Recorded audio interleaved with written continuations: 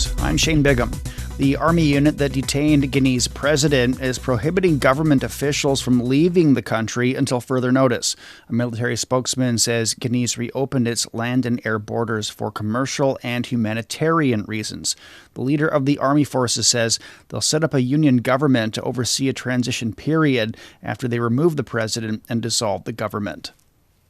A spokesperson for China's foreign ministry says China opposes the coup in Guinea and is urging for an immediate release of detained President Alpha Condé.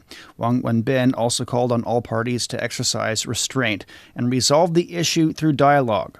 We're closely following the situation in Guinea. China opposes the coup and calls for the immediate release of President Alpha Condé.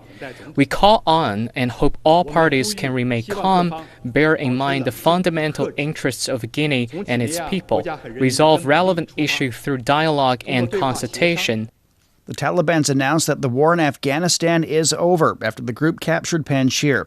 A spokesman says there were no civilian casualties. The Taliban will hold a ceremony to inaugurate the new government. Marialai Abbasson has more. The Taliban is escalating its efforts towards the inclusive government in the country.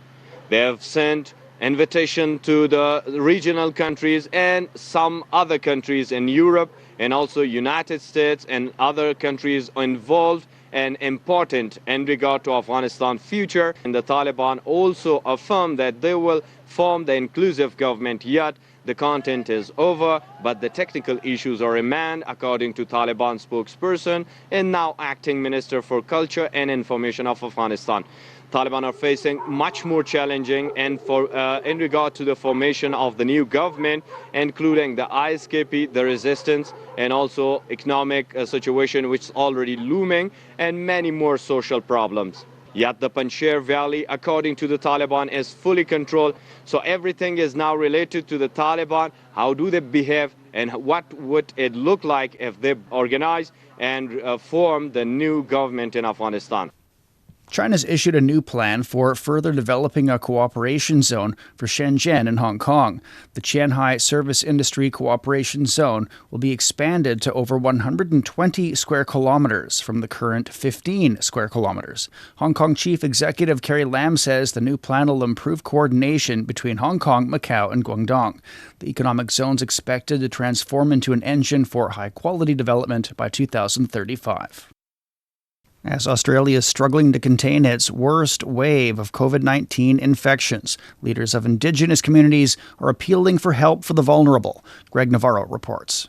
In the predominantly Aboriginal town of Wilcannia, health officials are going door to door, trying to protect as many people as possible in a part of New South Wales with one of the highest rates of COVID-19 transmission. Indigenous communities in rural New South Wales have been hit particularly hard by the pandemic. Despite being considered a priority group, vaccination rates for Aboriginal people are well below the national average. Community leaders are using social media to spread information.